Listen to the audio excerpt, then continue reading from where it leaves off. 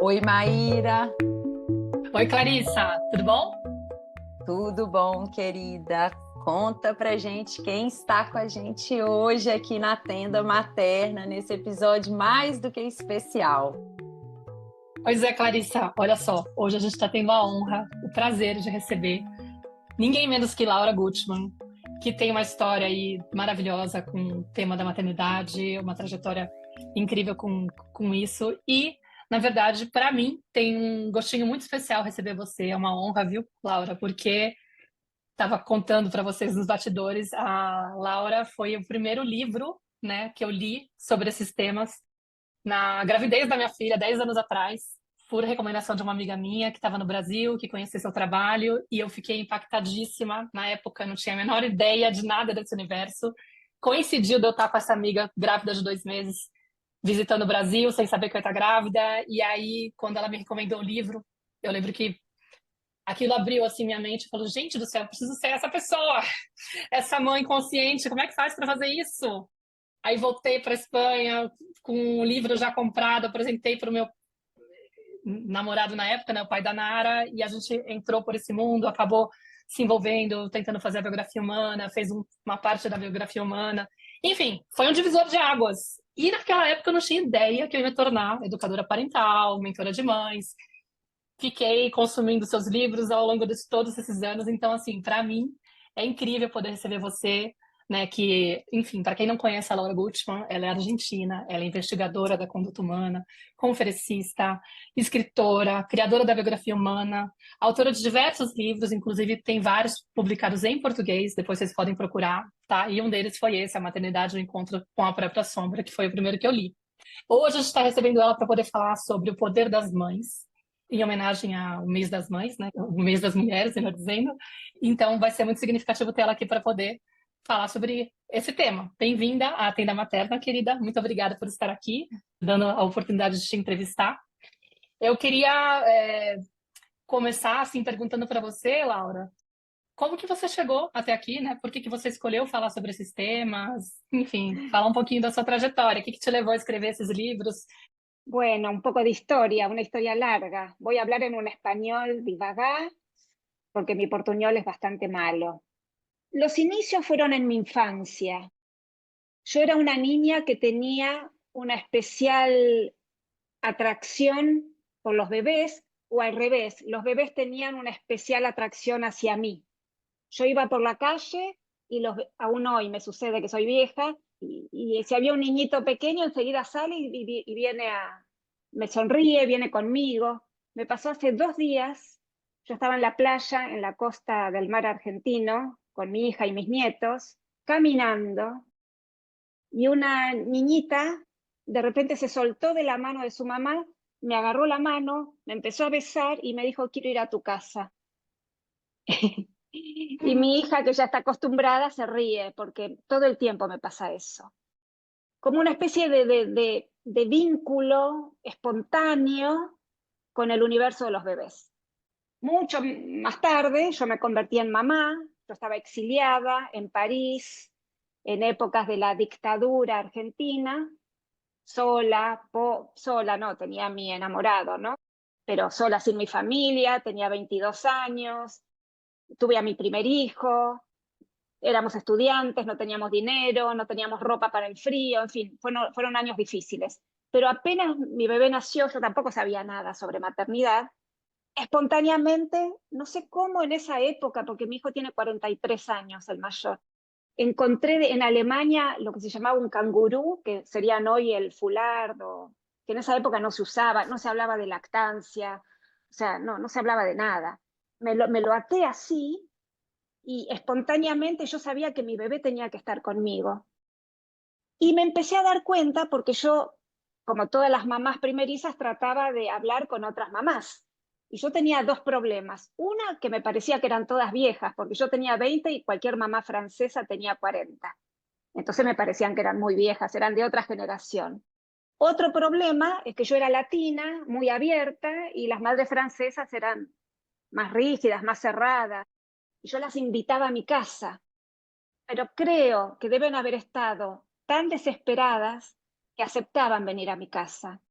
Y yo me vi con 22 años diciéndole a esas madres lo que yo sentía que le pasaba a sus bebés. Y recién ahí me di cuenta que lo que a mí me pasaba cuando yo era niña, que yo percibía y sentía a los bebés, era algo que no le pasaba a otras personas, me pasaba a mí. Entonces empecé a ver la frialdad, la soledad en la que estaban todas las otras madres. En esa época yo era seguidora de Françoise Dolto, que yo ya la leía cuando estaba en Argentina, que fue una pediatra y psiquiatra francesa que ya falleció. Entonces yo iba a un ámbito que ella tenía en París, que se llamaba la Maison Verte, la Casa Verde, y me quedaba con ella. Bueno, pasaron muchas otras cosas. La cuestión es que me empecé a dar cuenta que yo tenía una facilidad natural para sentir a los bebés y para comunicarle a las madres lo que sentían sus bebés. Y me llamaba la atención que las madres no tenían abierto ese canal para sentir a sus hijos que eran de ella, no eran míos. Después pasaron muchas cosas, pues la vida es larga. Después de muchos años yo volví a la Argentina, yo ya tenía decidido trabajar con madres. Empecé en el año 90, abrí en mi casa, yo ya tenía otro matrimonio, después nació mi tercera hija un poquito después, y armé lo que llamé grupos de crianza. No sé cómo sería en portugués, porque crianza es niño, grupos de criação sería, ¿no? Y Sí. donde había días fijos, en horarios fijos, que mi casa estaba abierta y venían las madres, era analógico, todavía no había ni internet, por supuesto no había redes sociales. Las madres llegaban desesperadas, viajaban 2 horas para venir a mi casa. Entonces llegaban con niños de 0 a 7 años. Y así fue el inicio, en el sentido que las mujeres venían, claro, un té caliente, un abrazo y una escucha, ya era como tocar el cielo con las manos, en medio de la desesperación de no saber qué hacer con los niños pequeños en casa. Y así fue como, escuchando intuitivamente, aparecieron los primeros conceptos. El primer concepto que para mí fue claro de tanto estar con esas madres fue el concepto de fusión emocional, que está descrito en mi libro Maternidad y Encuentro con la propia sombra, que es el fenómeno por el cual madres y bebés obviamente compartimos el mismo territorio emocional. También lo compartimos con todos los seres vivos, pero eso era como muy contundente. Entonces empecé a ver que lo que manifestaban los bebés tenía que ver con aspectos no reconocidos de esa mamá, la sombra. Entonces yo empecé a indagar intuitivamente en las infancias de esas mamás. Y me empecé a encontrar con todo tipo de problemas. Y veíamos que cuando yo tocaba un punto álgido en una historia dramática de la mamá, el bebé se calmaba, ¿no? Y así fue como una investigación. En el año 96, una mamá que había venido desde el primer hijo, después vino con el segundo, después vino con el tercero, me dijo: Laura, esto tenés que escribirlo y además tenés que enseñarlo. Y ese año abrí el primer año de mi escuela, que después se convirtió en la Escuela de Biografía Humana mucho después, y también empecé a escribir la maternidad y el encuentro con la propia sombra. Pasaron muchos años, ahora yo ya no tengo mucho amor por ese libro, pero sí tiene la espontaneidad y la ternura, porque ese año nació mi tercera hija, y yo todavía era puérpera, entonces yo todavía estaba inmersa en ese mundo onírico, desesperado, agradable, tibio, oscuro, invisible, ¿no? Entonces, bueno, creo que este libro sigue teniendo la magia que todas las mamás recientes le gustan, y mis otros libros, que para mí son mucho mejores. Tengo 14 libros en español, tengo 5 o 6 nada más en portugués. 6. 6, gracias.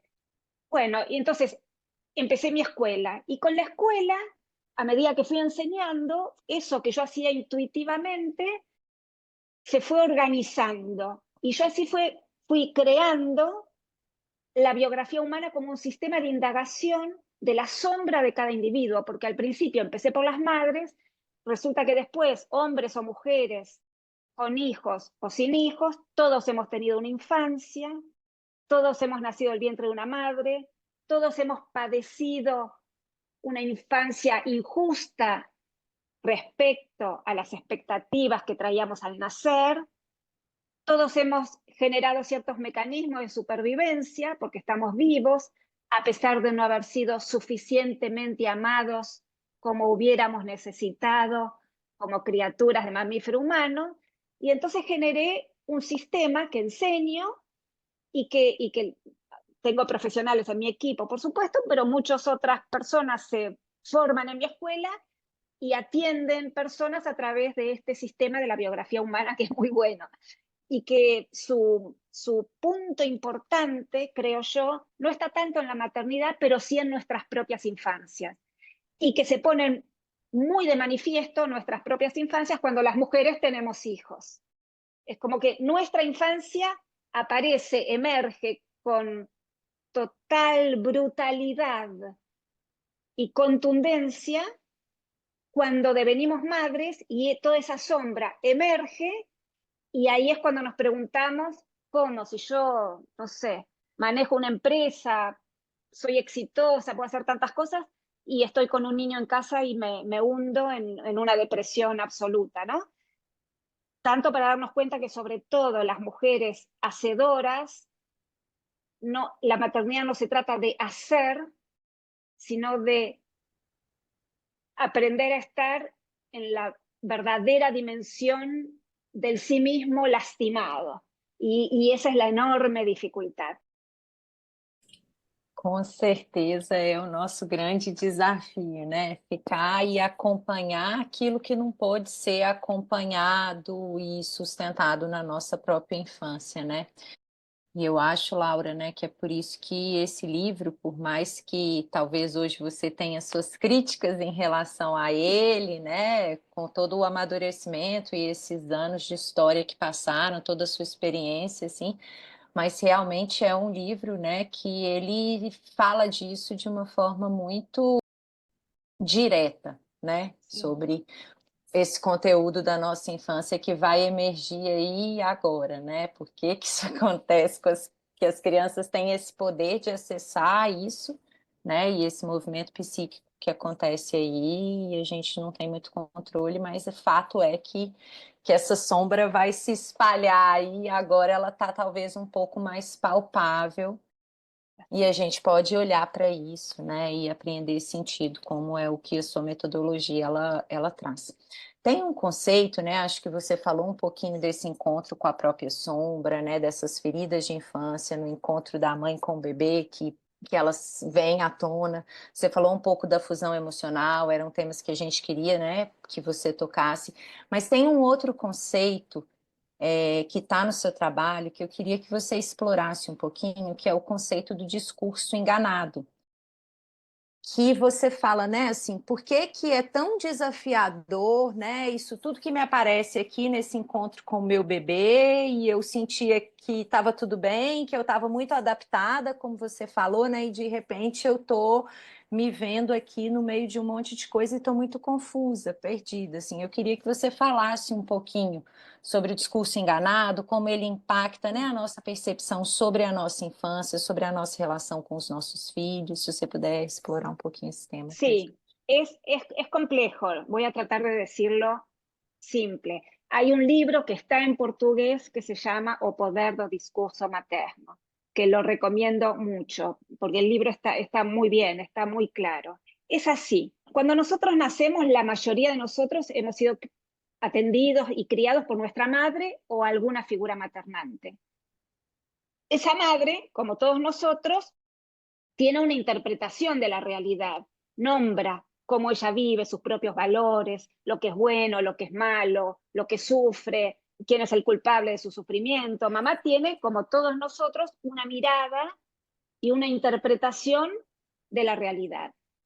Los niños tenemos muchas vivencias, la mayoría de las experiencias no son muy amables.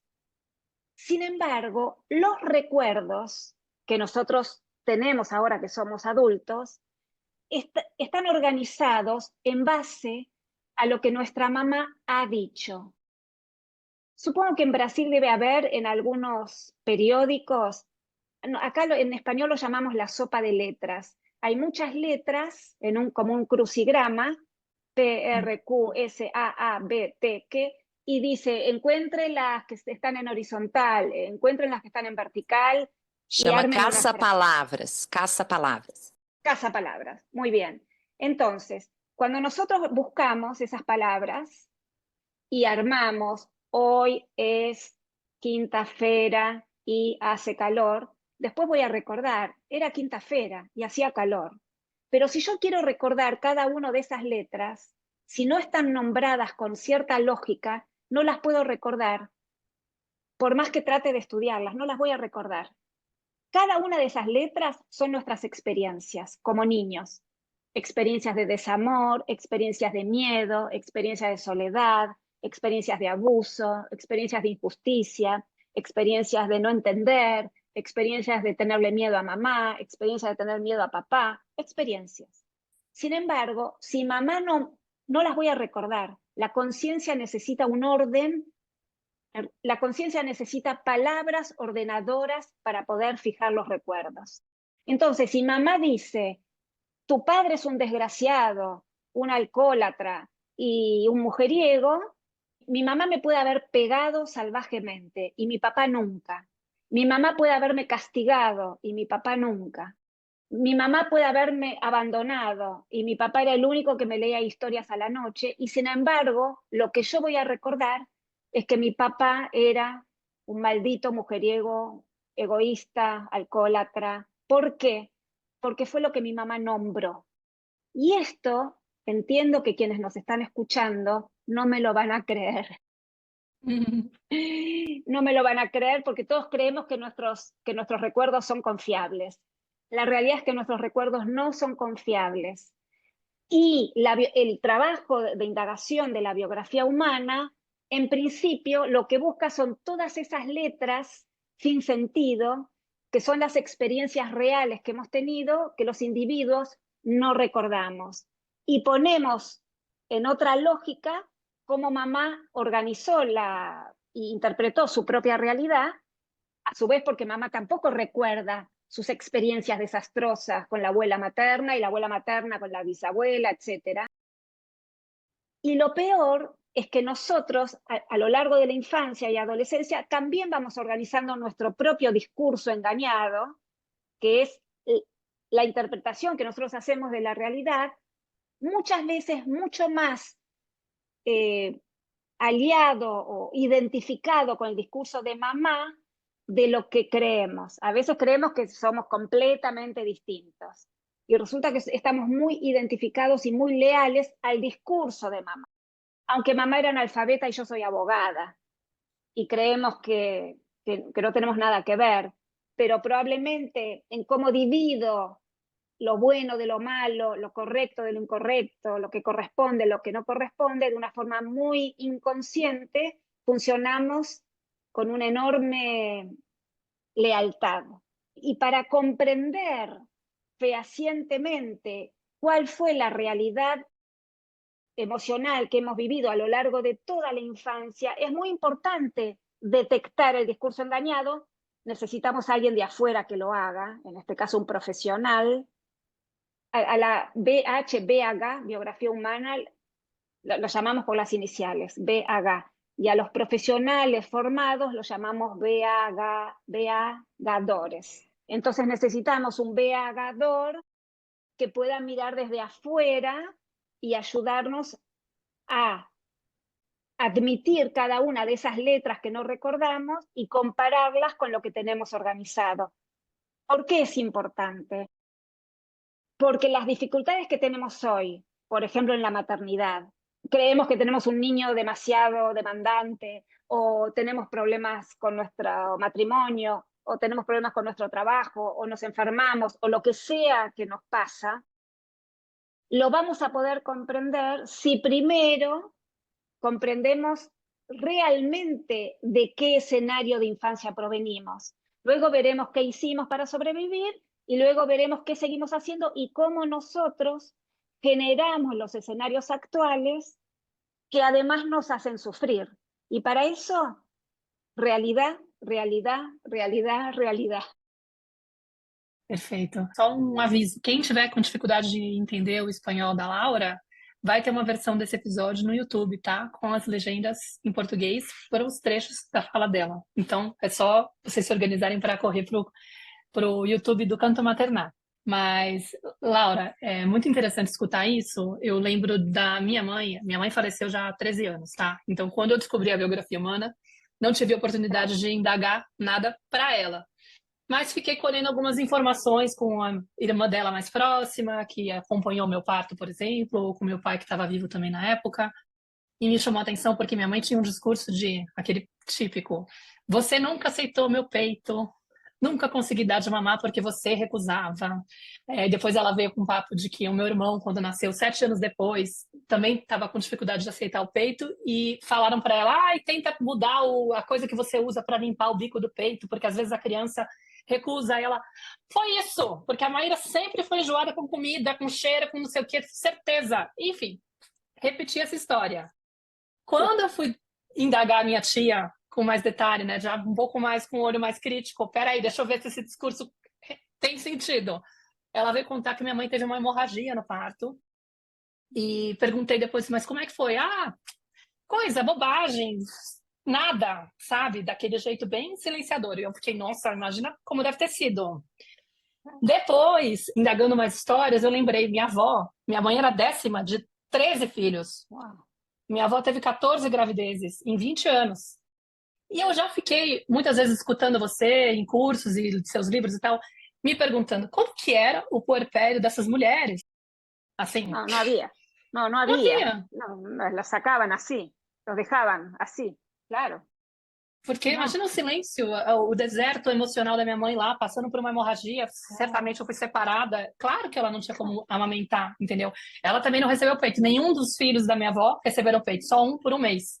Pero también era en la época, porque en 80. los años, claro, claro, en esa época estaba full el marketing de la Sim, leche la leche de fórmula, que la gente todavía cree que sale del laboratorio, en realidad es leche de vaca. Pero fue maravilloso la idea que tuvieron de llamarlo leche de fórmula, como si fuera algo de sim. laboratorio superior a estos animales, de esta leche que sale de un cuerpo. Era la época donde los pediatras realmente recomendaban no dar de mamar. Fue esa época. Sim. Yo, E meu así pai que, falou que eu tomei mamadeira com açúcar no primeiro dia, para facilitar. Você imagina? claro, sí, sí, sí, sí. Bueno, son esas ignorancias generalizadas, ¿no? De cultura general. Pero Sim. bueno, sí, lamentablemente es así. Por otra parte, tu mamá no solamente viene de una historia donde más o menos se crió sola y quién sabe, entre los hermanos. ¿Y de qué falleció tu mamá tan joven? Câncer de mama, com 58 anos. Oh, Foram dois cânceres que ela teve, um com 40 e outro com 56, 57, 58. y bueno, Mas ela era uma pessoa, assim, muito controladora. Falou assim, nunca... Meu pai tinha problema com álcool e ela nunca ficou bêbada na vida. Falava que não tinha... Não conseguia se imaginar perdendo o controle das emoções. claro, pero ¿qué es controladora? Es mandar a la sombra mis emociones y tener un Total. personaje hacia afuera de que yo puedo todo, inclusive con un marido que no sirve para nada. O sea, los niveles Sim, de desconexión y de superficialidad con la que la mayoría de las personas vivimos la vida es apabullante, es impresionante. Y por eso, otro concepto, uso mucho el concepto de maternidad niñocéntrica. Existe un libro en portugués que se llama Una civilización centrada en la crianza, en el sentido de que el niño, la crianza, tiene que estar en el centro, es prioritario. Ahí está, ese tal cual, gracias Mayra. El niño debería ser prioritario, todo para el niño, nada para el adulto. Si fuera así, podríamos cambiar poco a poco el mundo hacia un mundo realmente ecológico. Pensemos en la ecología, nosotros tenemos que cuidar la tierra, la semilla, para que después crezcan los árboles y los frutos. Si lastimamos la tierra, si lastimamos el aire o el agua, no habrá buenos frutos. Si nosotros lastimamos a los niños, después los adultos estamos perdidos. Ahora, la ignorancia general que hay, y esto tiene que ver mucho también con la civilización patriarcal en el concepto general, no en el hombre que pega a la mujer, porque eso es una estupidez, sino en que el adulto lastima al niño. ¿Por qué lo lastimamos por más que decimos que los amamos? Porque nosotros hemos sido niños lastimados, entonces de adultos queremos estar bien, queremos nuestro propio beneficio, queremos sentir bienestar, queremos colmarnos. Y por eso es tan difícil criar a los niños, porque parece que ellos tienen hambre, pero nosotros tenemos más hambre todavía.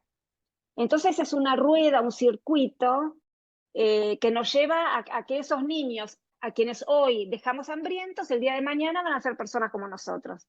Hambrientos, egoístas, necesitados, pretenciosos, desconectados, generando discursos engañados sobre yo soy controlador, yo soy inteligente. Y la verdad que lo que estamos estamos muy heridos por dentro. Sim, Laura, nossa, me veio aqui vários exemplos, várias coisas do que você está falando, enfim, mas é muito interessante, né? Assim, como que de alguma maneira a gente vai perpetuando essas nossas dores. Eu vivi recentemente com meu filho uma situação que ficou muito clara, assim, o quanto que é desafiador a gente oferecer para eles algo que toca muito numa dor nossa, né? O pai dele tinha um mês que estava viajando e eu estava sozinha com os meninos. E aí, quando o pai chegou, imagina a minha carência e a vontade também de ser nutrida nessa troca ali. E nesse dia, eu tinha combinado com ele, eu vou fazer o Lucas dormir, depois que ele dormir, eu levanto e a gente fica junto, né? E o Lucas não dormia. Óbvio que ele não dormia. E aí aquilo foi gerando uma raiva e num determinado momento eu me dei conta. E aí eu falei, nossa, filho, desculpa, não tem nada a ver com você. E me lembrei o quanto que era pavoroso para mim ficar sozinha em casa quando os meus pais saíam. E o Lucas estava desesperado, tentando dormir. Ele falou, mamãe, eu estou tentando dormir, mas eu não consigo. E eu me lembrei exatamente dessa cena, até me arrepiei de falar assim, porque é constante, né? A gente pensa que essa fusão, vai ser lá no início, depois a gente vai crescer e eles vão crescer. E não, e o tempo inteiro, meu filho tem 10, esse mais novo, né? Tem 10 anos. Então, o tempo inteiro a gente tem nesse encontro com a criança essa oportunidade de olhar para as nossas sombras, de tirando véus aí, né? E são grandes oportunidades, na verdade, né, Laura? Eu acho que mais do que num primeiro momento gera essa estranheza, essa incomodidade, mas é uma oportunidade de eu entrar em contato com uma emoção que por muito tempo eu reprimi, que por muito tempo eu releguei para a sombra. Então eu queria, né, que pegar aqui uma fala sua, aliás, um conceito seu, outro que a gente queria trazer também, que é o do desenho original, né? Quando você fala, a gente vamos voltar, né? Vamos criar uma civilização centrada na criança. Por quê, né? Por que criança? Por quê, né? E não os adultos carentes, né? Por que a gente vai olhar para isso? Então, eu acho que o conceito de desenho original do ser humano, ele é chave para esse livro. Eu queria que você falasse um pouquinho o que significa, por que a gente tem dificuldade de enxergar esse desenho nas crianças, né? Sí. A ver, les dije al principio que yo siempre tuve como un acercamiento intuitivo muy fácil con los bebés, pero los adultos normalmente no observamos a los bebés.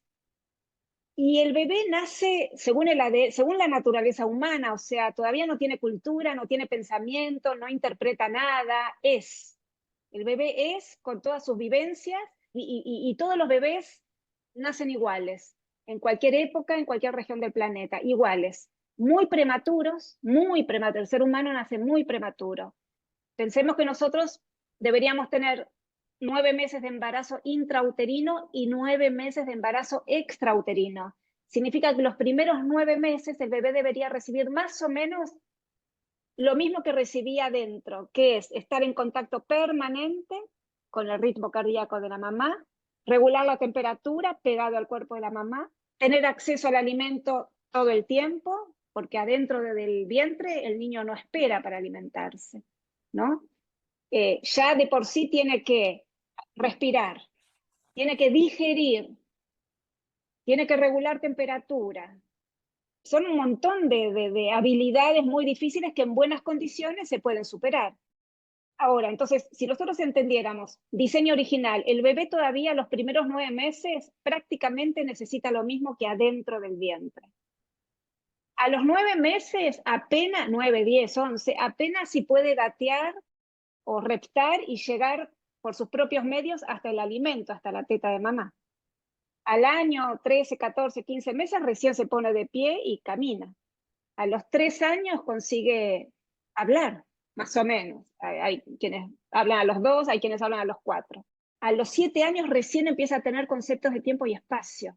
Entonces, ¿qué es el diseño original? Las criaturas humanas son muy prematuras y tienen un desarrollo muy lento si nos comparamos con otras especies de mamíferos. Siempre digo que los perros o los gatos que tenemos en casa, el primer día de nacido ya pueden llegar por sus propios medios al alimento. Nosotros tardamos 9 meses. A los 6 meses ya son jóvenes y nosotros necesitamos 20 años para ser jóvenes. Entonces, hay algo de una enorme dependencia física y emocional porque los bebés y niños pequeños casi no podemos resolver nada por nuestros propios medios, ni sostenemos la cabeza cuando nacemos. Entonces, el fenómeno de fusión emocional es importantísimo porque le garantiza al bebé que alguien, en este caso la mamá, va a sentir lo mismo.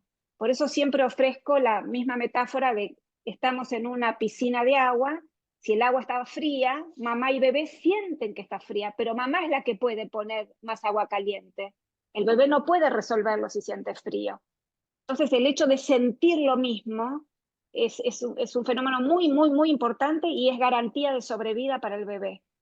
Lamentablemente, en la fusión emocional, es decir, abajo en la piscina del agua, las madres no solamente sentimos al bebé, sino que emerge también todas las experiencias que hemos vivido cuando nosotras mismas fuimos bebés. Y por eso creemos enloquecer. Y por eso nos da tanta angustia, y por eso lloramos, y por eso nos diagnostican depresión postparto, y por eso decidimos salir de la piscina. Entonces, nos sentimos mejor saliendo de la piscina, pero el bebé se hunde solo. Glu, glu, glu, glu, glu, glu. Ahora mamá interpreta lo que le pasa, no siente lo que le pasa. Cuando el bebé llora queriendo decir está frío, mamá de afuera dice, no, está muy bien el agua, así que vos quédate llorando hasta que se te pase. En este sentido, la fusión emocional está por algo. Diseño original, los bebés nacemos buenos, amorosos, tiernos, con una exquisita capacidad para amar, pero para desarrollar esa capacidad de amar, tenemos que sentirnos amados, cuidados, abrazados, nutridos, acompañados, acariciados. Si yo como bebé o como criatura pequeña me siento amado y cuidado, yo sé que mamá en su discurso engañado va a decir que da la vida por mí. Desde el punto de vista de mamá es verdad. Yo estoy rescatando el punto de vista de yo como bebé. Si yo me siento completamente amado, cuando llegue a la adolescencia voy a ensayar formas de amar con torpeza, como somos los adolescentes. Y voy a llegar a la juventud o a la adultez pudiendo amar francamente porque estoy completamente colmado y seguro. Eso es diseño original. El problema es que cuando somos bebés no nos sentimos suficientemente amados, cuando llegamos a la adolescencia no ensayamos nada, porque lo que hacemos es llenarnos de alcohol o vivimos vidas superficiales, porque es muy difícil, porque no tenemos recursos para poder ensayar, y después cuando llegamos a la adultez no amamos nada, sino que todo el tiempo nos enamoramos, que no es lo mismo. Me enamoro, quiero que me acompañe, que me quiera, que me facilite, que me regale, que me lleve a pasear, que me fabrique un hijo, que me... todo, ¿no? Y el otro quiere lo mismo. Entonces somos, en principio, estas parejas cuando se arman, somos dos hambrientos, cada uno queriendo algo para sí. Y lo peor, cuando nace un niño pequeño que realmente es un dependiente emocional, nadie tiene suficientes recursos para entregarse porque nos sentimos vacíos, no nos sentimos colmados. Entonces yo estoy segura, porque es observación de los bebés. Un bebé que está plácidamente mamando los pechos de su madre, mira a su mamá con los ojos más amorosos que no hay ojos más enamorados que los de un bebé colmado mirando a su mamá. Por eso ese amor viene con nosotros. Lo que pasa es que los adultos lo lastimamos, pero el amor viene con nosotros. Perfeito. Laura, quando a gente te escuta, fica muito evidente que realmente a gente tem que aprender a olhar para as crianças dessa forma, que tem aí uma lacuna, uma distância muito grande da nossa capacidade de ver as crianças dessa forma, porque a gente não foi visto assim, né? E essa é a maior dor, esse acho que é o maior bloqueio. E é muito difícil escutar o que você traz sem ficar com aquela sensação de culpa, né? São várias críticas que eu sei que você está acostumadíssima a escutar, porque desperta aquela coisa do tipo, meu, tá, eu já entendi, mas eu não fui capaz de oferecer isso e eu também, às vezes, nem sinto. Inclusive, muitas mães chegam assim para mim, confessando que não gostam de ser mães ou que se sentem mal porque não sentem amor pelos filhos, não sabem como despertar esse amor pelos filhos, sabe? Tipo, me incomoda o carinho, às vezes, me incomoda o toque, o abraço, eu não sei beijar, eu não sei falar palavras de amor. É uma dor gigante que elas têm, né? Então, acho que tem muito de uma sensação de inadequação e também parece que muita gente fala assim, ai, ela fica jogando essas coisas na cara e parece que a gente tem que dar conta de tudo e é muito injusto, é muito machismo. Uma loucura, né? Porque chegou a interpretar que você tá jogando tudo nas costas da mãe, né? E que tem e como se você estivesse dizendo, vocês têm que fazer tudo isso. E tem horas que você fala, né? Seria importante atender milimetricamente tudo que a criança precisa. Aí você fala, meu Deus, eu não sou essa pessoa. Socorro, como que inadequada que eu sou. Principalmente as perfeccionistas, como eu. Fazedoras, como eu, como você disse. Então, mexe muito. Como que você acolhería una mãe que interpreta de esa forma? Sí, bueno, no tenemos que hacer nada, hacemos demasiado. Los bebés y niños no necesitan madres que hagan bien las cosas, no les importa. Por eso yo insisto tanto, y les juro que no quiero vender nada, pero 40 años de trabajo me llevan una y otra vez a decir lo mismo. Lo único importante es indagar en nuestras propias infancias, que fueron horribles, algunas desesperadamente infernales. Y soy una mensajera. Yo tuve una infancia dentro del promedio mucho mejor que todas las biografías humanas que yo veo. O sea que no estoy hablando de mí, estoy hablando de miles y miles y miles de biografías humanas que atendemos de personas de todas partes del mundo. Lo único que tenemos que hacer es contactar con nuestro niño herido. Yo ofrezco la biografía humana, puede haber otros sistemas. La biografía humana es muy buena porque va ahí, directamente ahí. En la medida que nosotros poco a poco podamos ir encontrándonos con todas esas experiencias, esas letras del cazapalabra, compadeciéndonos de la niña o del niño que fuimos, algo se va a ir calmando y eso nos va a permitir ir abriendo o entregándonos a la fusión emocional del niño, porque no tenemos que hacer nada. En realidad es mucho más fácil si no estamos aferrados a nuestros engaños. No tenemos que hacer más, ni llevarlo a más lugares, ni hacer más cursos. No tenemos. Lo único que tenemos que hacer es tolerar, contactar con el dolor que tenemos adentro, sacando varias capas del disfraz que nos ha permitido sobrevivir, pero que fue muy bueno, pero que ahora de adultos no lo necesitamos. En la medida que más contactamos con la realidad de ese dolor y nos compadecemos de la niña que hemos sido, más vamos a ir sintiendo a nuestro niño pequeño. Y si lo sentimos, después lo que hagamos o no hagamos con él ya no importa, porque el niño se siente sentido. No tenemos que tener ni vidas maravillosas, ni hacer cosas extraordinarias, ni darles... No, es mucho más sencillo y mucho más fácil. Lo que no es fácil es traicionar la imagen que tenemos de nuestra madre. Y mamá ya está, hizo lo mejor que pudo. Jamás conocí a ninguna madre que haga lo peor que pueda. Hizo lo mejor que pudo. Estamos agradecidos, me dio la vida, hizo todo lo mejor dentro de su realidad. Pero yo ahora, como madre, tengo la posibilidad de entrar en contacto con la niña que yo fui, compadecerme, entenderme, comprenderme, acariciarme y al mismo tiempo, en paralelo, voy siendo cada vez más tierna y más compasiva también con mis hijos pequeños. Y eso es todo. Por eso la culpa acá no tiene nada que ver. La culpa no sirve para nada. Pero sí somos responsables. De hecho, cada niño que nace en el mundo, que por suerte siguen, por eso siempre hay esperanza, porque cada niño que nace es una nueva oportunidad para la humanidad entera. La principal responsable es su mamá. Y después son responsables quienes están para apoyar a esa mamá. No para ocuparse del niño, sino para apoyar a esa mamá. Somos todos responsables, parejas, madres sustitutas, hermanas, cuñadas, amigas, terapeutas, para apoyar a esa mamá ¿en qué? En que pueda entrar en contacto con los dolores de la niña que ha sido, para que pueda abrir su corazón y se pueda entregar con alma y vida y conciencia a las necesidades sutiles de ese bebé. Si eso lo podemos hacer, el mundo cambia. Eu me lembrei de um exemplo que eu vivi recentemente.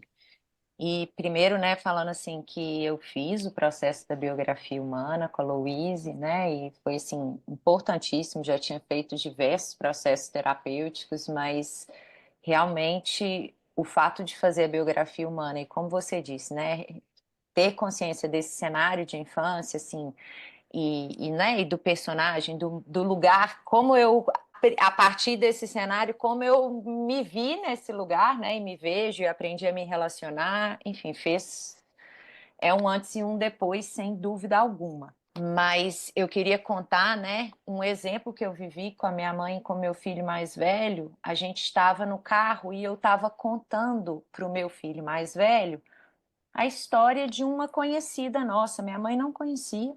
Eu estava contando a história dessa conhecida que perdeu um bebê e tal, era mãe de uma colega dele, e eu tinha ficado sabendo recentemente e falei, ô João, você sabia disso?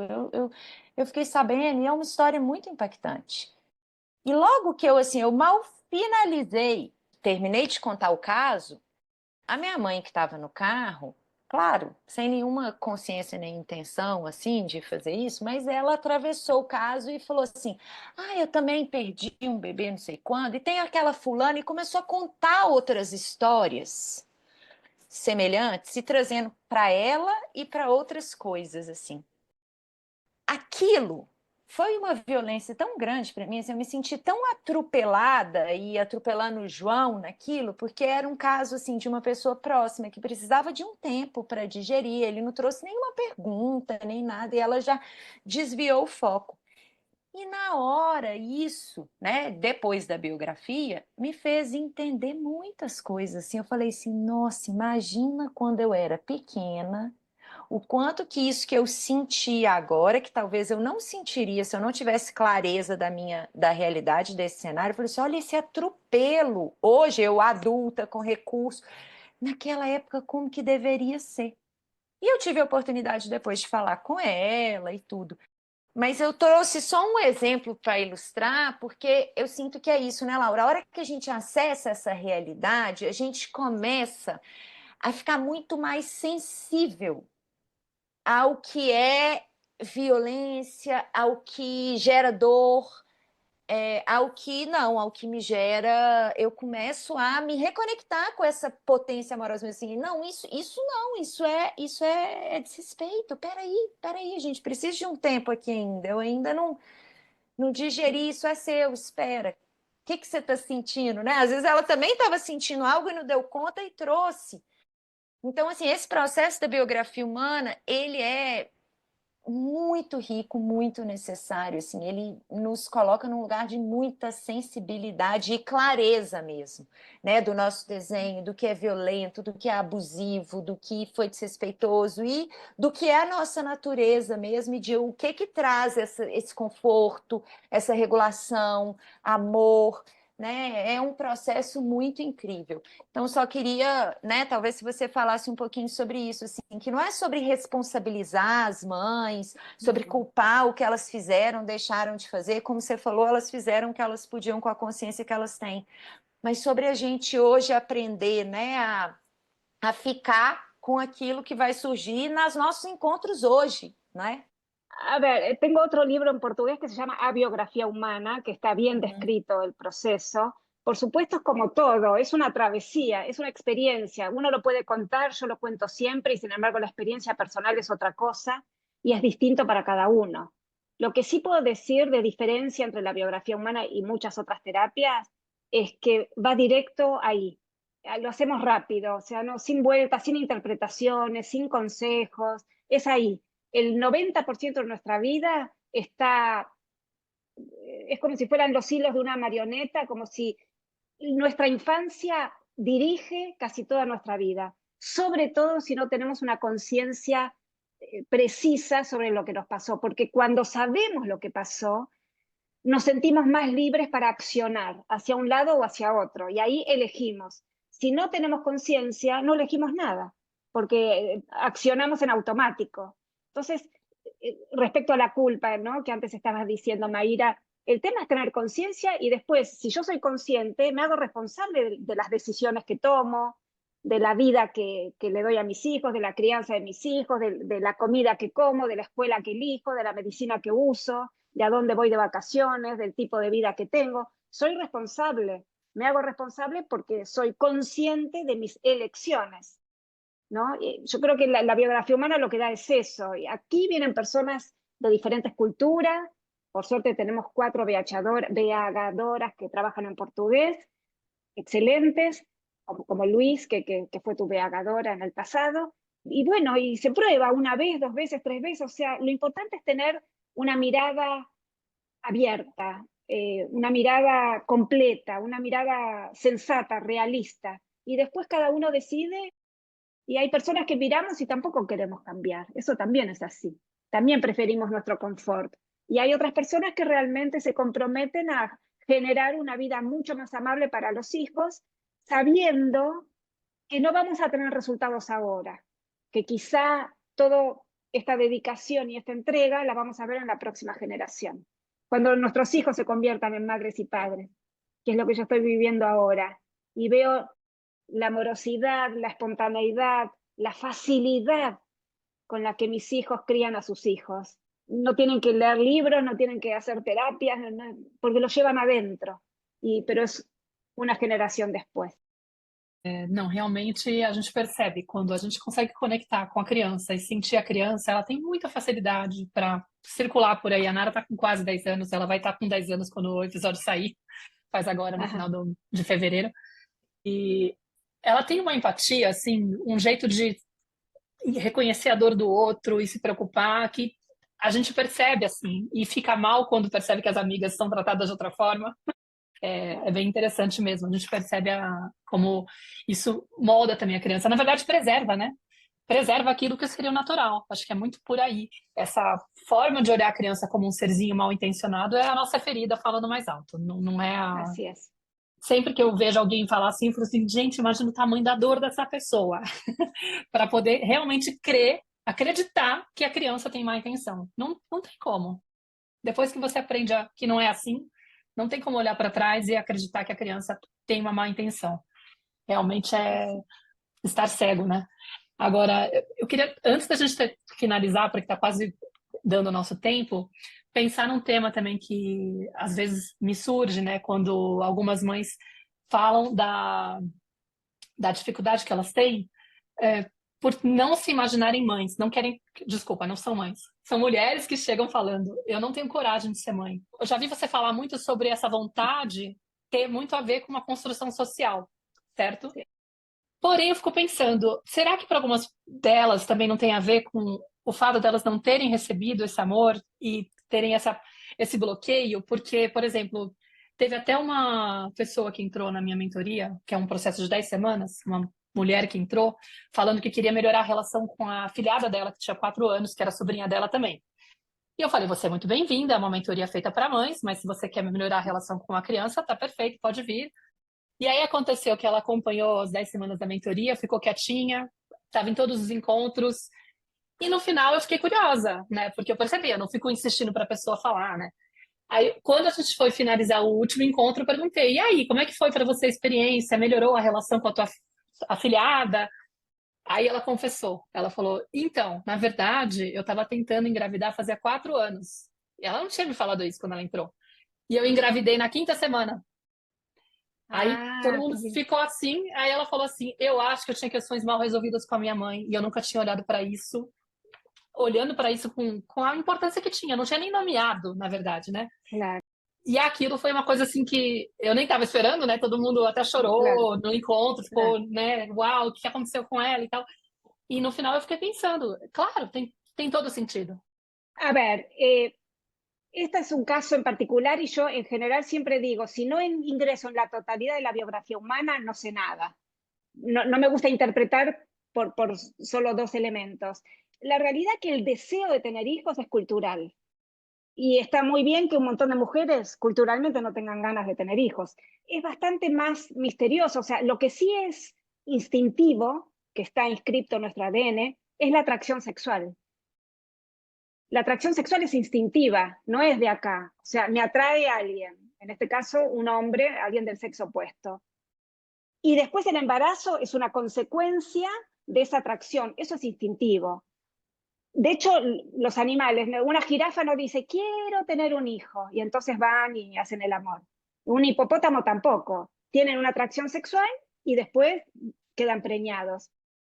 En realidad, si hablamos de diseño del ser humano, lo que es instintivo, lo que está en nuestro ADN, es la atracción. El embarazo es una consecuencia. De hecho, hay mujeres que nunca quisieron tener ningún hijo y tuvieron 10, probablemente como tu abuela, que tuvo 14, ¿no? Y quizá nunca quiso ninguno. Y otras mujeres quieren y por una cantidad enorme de cuestiones, no solamente, porque historias con nuestra madre hemos tenido todos. Si fuera por eso, no habría más niños en el mundo, si fuera por los problemas. Si los problemas con nuestra madre nos impiden quedar embarazadas. Hay que ver una cantidad enorme dentro de la biografía humana de esta mujer. Su historia personal, su propia sexualidad, el encuentro consigo misma, los abusos que puede haber padecido, su personaje, el tipo de vínculo que tiene con el marido, qué sé yo, un montón de cosas. Algunas que son lógicas y otras que pueden llegar a ser misteriosas. O una persona muy mental, vaya uno a saber. Un montón de cosas que hacen de que esta mujer quería tener un niño y no podía quedar embarazada. Pero yo no lo reduciría a qué pasa con las mujeres que no quieren. En realidad tenemos todo el derecho a no querer. Sim, total. Y estamos en un periodo histórico en el que las mujeres estamos queriendo hacer nuestras vidas, queremos trabajar, queremos estudiar, queremos ser libres y vamos llegando al deseo de la maternidad cerca de los 40 años, cuando en realidad, según nuestro diseño, el momento de mayor fertilidad es entre los 12 y los 25. A partir de los 25 cae la fertilidad en la mujer y sin embargo nosotros tenemos muy mal valorada la maternidad de las adolescentes. O sea que al final todo es un tema cultural. Habría que ver en cada caso lo que pasa. Lo que a mí me gusta es encontrarle la lógica a cada biografía humana. Si la persona entiende su lógica, que haga con su vida lo que quiera, pero con conciencia. É que muitas chegam falando que morrem de medo porque acham que não vão conseguir entregar para os filhos aquilo que eles precisam, sabe? Tipo, porque tiveram assim, mães muito tóxicas, muito ausentes, Sí, se sentiram abandonadas. pero son todas interpretaciones. Porque a su vez las mujeres que al final no se sabe muy bien por qué terminamos teniendo un hijo, también estamos muertas de miedo y también no sabemos cómo vamos a hacer. Entonces son interpretaciones, yo no las tomo en cuenta, son interpretaciones. Então, Laura, a gente Sí, está chegando no final, né, do nosso sí, episódio. Sinto que sí. foi maravilhoso. Me emocionei sempre te escutar, é de uma beleza, de uma profundidade, né? Eu acho que, sinceramente, quando você fala, toca o meu coração, meus olhos encheram de água em vários momentos. Então, quero agradecer muito, muito a sua presença aqui com a gente. E saber se você quer deixar um recado final para as nossas ouvintes, falar um pouquinho também do seu trabalho, onde que as pessoas te encontram. Enfim, acho que esse espaço aí para você também. Bueno, en primer lugar, agradecerles a ustedes, Maíra y Clarisa, un placer enorme tener esta conversación con dos mujeres inteligentes. Yo soy argentina, hablo en español, pero tengo mucho público brasilero y portugués también, mucho público, mucho, mucho. Y no siempre nos entendemos entre el portugués y el español, aunque esto va a ir con leyendas en portugués. Me pueden buscar, estoy en todos lados, Facebook, en Instagram, en Google, en mis redes, está lleno de entrevistas, mis libros. Y también los invito a probar, si alguna vez quieren, escriben cómo es, cómo hago la biografía humana. A veces pruebo una vez y con una vez me voy a dar cuenta si realmente lo que están buscando coincide con lo que nosotros ofrecemos. Yo tengo un espacio que se llama Universo Laura Gutman, que es muy honesto, es muy serio. De verdad yo creo que cada uno de nosotros puede llegar a cortar un eslabón de una cadena transgeneracional de mucho desamor, de mucho desamparo, que es lo que esta civilización nos propone, ¿no? La lucha, la pelea, el conquistar al otro, el adulto que conquista al niño, mucho más que el hombre a la mujer, es el adulto que conquista al niño. Entonces, una vez que somos adultos, ahora nos vengamos del siguiente niño. Y estamos en una dinámica civilizatoria que nos lleva a la muerte, a la enfermedad, a la guerra, o sea, que nos lleva por lugares que no tienen nada que ver con el amor. Propongo un camino de amor, pero no flotando espiritual, bonito, sino primero la realidad. O sea, primero limpiemos lo que hay. Es como muchas veces queremos ingresar en una casa abandonada y ya decorarla. No, la casa abandonada primero la tenemos que limpiar, tenemos que poner producto contra los insectos, tenemos que pintar, que esté bien limpio y después la podemos decorar. La biografía humana propone limpiar y es un poquito ingrato a veces, pero una vez que está limpio tenemos el mundo a nuestros pies. Así que bueno, simplemente invito a quien quiera a que pueda recorrer y si no, simplemente que disfrute de esta conversación que fue un placer enorme. Maravilha. Laura, para a pessoa conseguir uma pessoa facilitadora de biografia humana, entra na tua página, né? No Claro. Laura Gutman. lauragutman.com.ar, Laura Gutman, ponen Laura Gutman en Google y aparece todo. Y Laura encontra. Gutman. Y después está Facebook, Instagram, lo que tenemos todos, YouTube, todo. Cualquier lugar entran y tengo 4 asistentes todo el tiempo respondiendo, explicando. También contestamos en portugués. Ustedes saben que yo tuve hace muchos años un marido brasilero, baiano, el papá de mis 2 hijos mayores. Entonces, en una época, hace ya muchos años, yo hablaba bien portugués, pero después lo dejé de hablar y ya me da un poquito de vergüenza. Así que adoro Brasil, es mi país preferido, lo digo siempre. Adoro Bahía, todo Bahía, adoro. Y tengo un amor especial para los brasileros, son todos muy bienvenidos. Querida, queria muito agradecer também, dizer novamente que eu me senti muito honrada com a tua presença aqui na nossa tenda materna. Foi maravilhoso poder conversar com você. E queria que esse episódio servisse de inspiração para as mães que estão nos seguindo. Entendam que a nossa intenção aqui é poder motivar vocês a entenderem a maternidade muito mais como um convite para a gente poder acessar esse nosso poder de transformar a humanidade. Eu acho que é um papel revolucionário mesmo que nós temos.